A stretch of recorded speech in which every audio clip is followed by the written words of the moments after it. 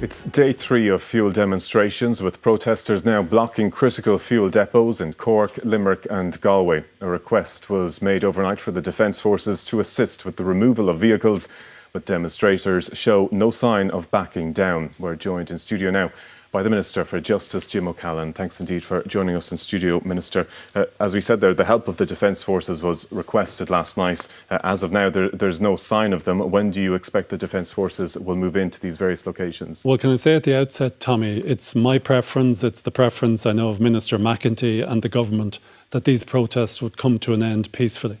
Nobody wants to see the Gardaí or the Defence Forces involved in confrontation where the protests are taking. And that's why I would again appeal to the protesters. We have heard them loud and clear.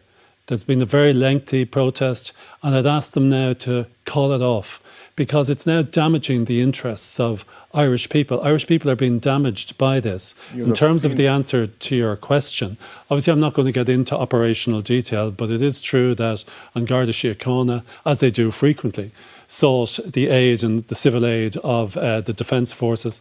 I want to thank the Defence Forces for agreeing to provide that civil aid. But in terms of operational matters, I'm not getting into them. Well, that request was made overnight and formally this morning. You'll have seen at the top of our bulletin there's no sign of these protesters moving. So are you going to sit down and talk with them as they've requested, or are you going to remove their vehicles? I would ask them to do the most preferable thing. And the preferable thing is that they would stop their protest. The protest has now gone on for 3 days. And as I said, it's having a very damaging influence. We've seen fuel depots which are blocked. Like, the purpose of these protests was to protest about the price of fuel.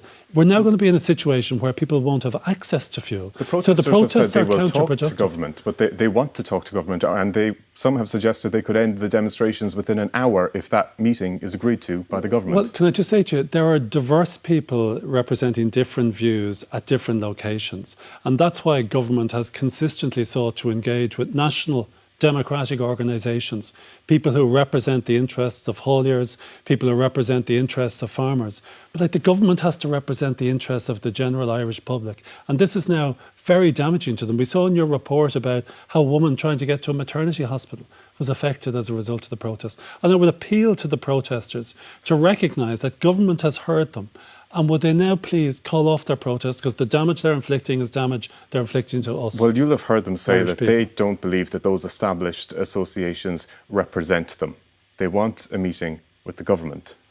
This is day 3 of this demonstration now. We see the consequences: a gridlocked city, petrol stations running out of fuel. Some have already run out of fuel. The impact on essential services that could flow from that.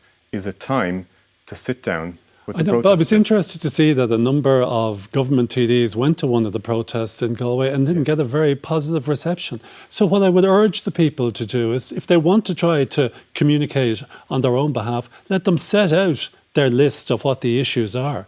Like, government is aware of the pressures that people are under as a result of the Iran war. But it is surprising that we find ourselves in this country that the most damage that's been affected to the people of the country is by our own people as a result of the protest. Some of them have said that they wrote to the government and they did list out their demands. They include things like a price cap. Why is there no indication from the government yet as to what sort of assistance the government may provide people? You have said it's under review. Yeah. Would you not give people a bit more? But we have brought in measures already worth 250 million, probably the most generous measures brought in by a European Union country. Not enough, they would say. I know it's not enough, but if an individual goes out, and these aren't protests anymore, they're now blockades of critical infrastructure.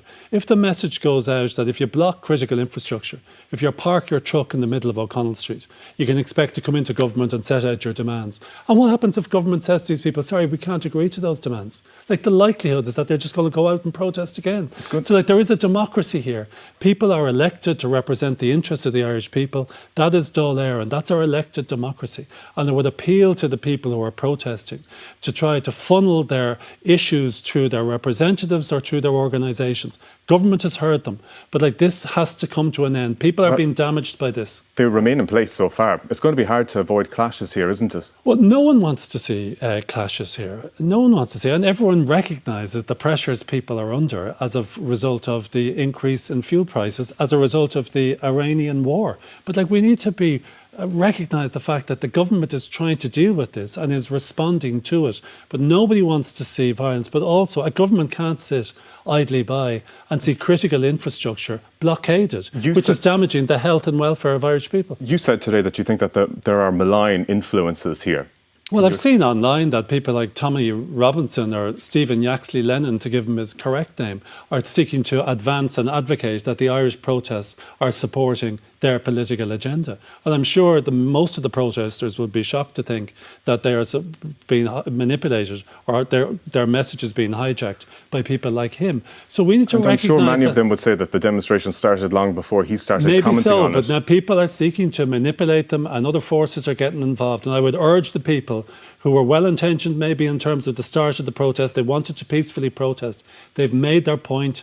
We've heard it, but now could they stop damaging the interests of the people in this country? Just finally, Minister, we see the city centre today gridlocked. People walking to the airport on the M50 pulling suitcases, oil depots closed, a number of petrol stations running out of fuel. Fuels for Ireland warning that this will get a lot worse very, very quickly. Has the government lost control of the situation? No, and I've just come from a very good meeting with Minister McEntee and senior officers in the Defence Forces and in Garda Síochána. Operational plans are a matter for them, but the government is aware of what needs to be done here. And what we can't do is just to allow a situation to continue where people can't get access to fuel, can't get access to critical infrastructure, and people walking to the airport. The people protesting need to think about the interests of other Irish people other than themselves. They need to adopt a selfless attitude and say, we've had our protest, it's now time to stop and advocate for change in the democratic way. All right. Minister Jim O'Callaghan, thanks indeed for joining us on 6-1.